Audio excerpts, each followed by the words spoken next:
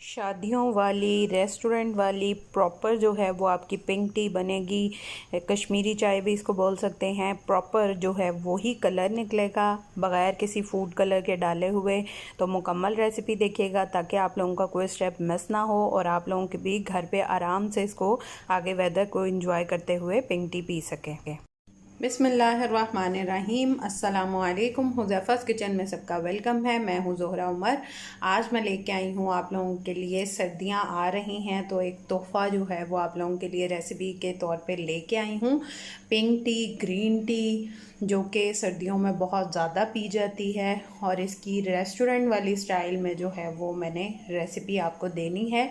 इसके सारे सीक्रेट्स बताऊँगी। रेसिपी मुकम्मल देखिएगा ताकि आप लोगों का कोई स्टेप मिस ना हो। जी, तो सबसे पहले आपने अपना एक डाउट को क्लियर करना है कि पिंक टी जो है वो